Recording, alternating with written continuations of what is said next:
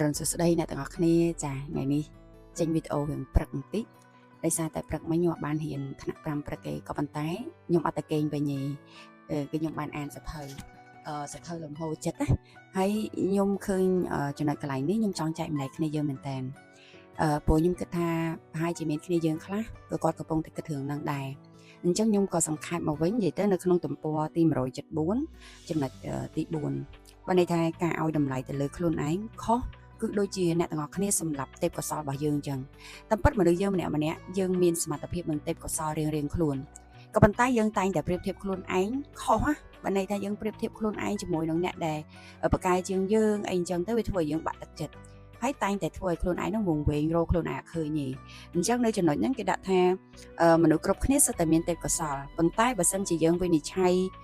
ខុសគឺយើងនឹងសម្លាប់សមត្ថភាពខ្លួនឯងអញ្ចឹងឧទាហរណ៍ដូចត្រីអញ្ចឹងបើសិនជាយើងវិនិច្ឆ័យថាត្រីត្រូវតែចេះឡើងដើមឈើត្រីវាតូចចិត្តវាអត់ចេះឡើងដើមឈើផងហ្នឹង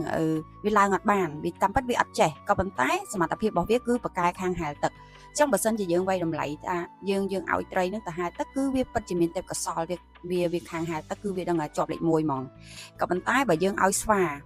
ទៅហែលទឹកវិញយើងវិនិច្ឆ័យថាស្វាប្រកាសជាអត់អាចហែលទឹកបានដូចត្រីទេអញ្ចឹងបើសិនជាយើងប្រៀបធៀបអញ្ចឹងគឺប្រកាសជាខុសហើយអញ្ចឹងមកន័យថាយើងមានសមត្ថភាពរៀងខ្លួនទេពកោសលរៀងខ្លួនអញ្ចឹងបើសិនជាយើងកុំប្រៀបធៀបនោះអ្នកទាំងអស់គ្នានឹងមើលឃើញសមត្ថភាពនិងទេពកោសលយើងកាន់តែប្រកែអញ្ចឹងនៅចំណុចកន្លែងហ្នឹងគឺខ្ញុំសូម្បីតែខ្ញុំរៀនបានដែរតែខ្ញុំចង់ចែកម្លែកទៅដល់គ្នាយើងនៅក្នុងចំណុចកន្លែងនេះបើន័យថាឧទាហរណ៍ថាបើសិនជាយើងមានទេពកោសលហើយអ្នកទាំងអស់គ្នាព្យាយាមគិតសិនថាតើអ្នកទាំងអស់គ្នាស្រឡាញ់អីអ្នកទាំងអស់គ្នាមានទេពកោសលខាងអីអញ្ចឹងការធ្វើនៅលើបណ្ដាញសង្គម Facebook ឬក៏ TikTok ក៏អាចធ្វើឲ្យអ្នកទាំងអស់គ្នារៀនពីជំនាញដែលអ្នកទាំងអស់គ្នាស្រឡាញ់បានដែរមិនមែនថាតើតែយើងទៅសាលាទេចាអញ្ចឹងអាការដែលចំណុចដែលអ្នកទាំងអស់គ្នាប្រៀបធៀបនឹងសូមកុំប្រៀបធៀបបន្តទៅទៀតបើសិនជាប្រៀបធៀបហើយធ្វើឲ្យយើងនេះកាន់តែរឹងមាំយើងយកការប្រៀបធៀបនឹងយកមកពង្រឹងសមត្ថភាពខ្លួនឯងកាន់តែមានជំនាញនោះអ្នកទាំងអស់គ្នា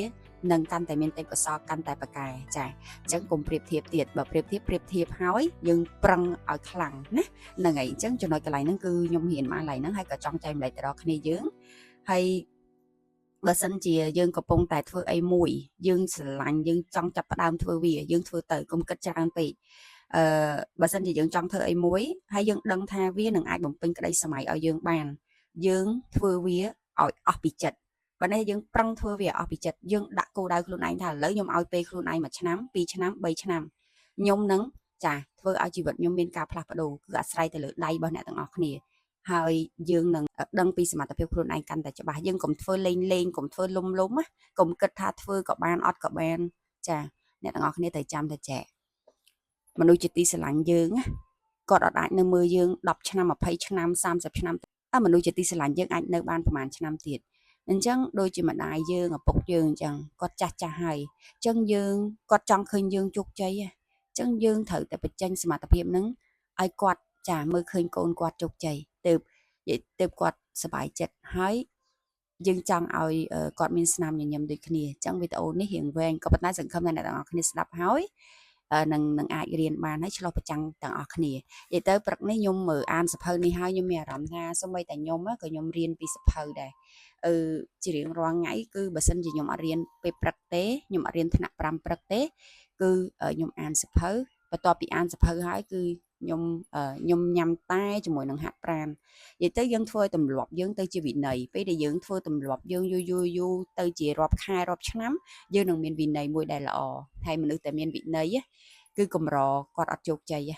អូខេអញ្ចឹងវីដេអូនេះមានតែប៉ុណ្្នឹងអរគុណច្រើន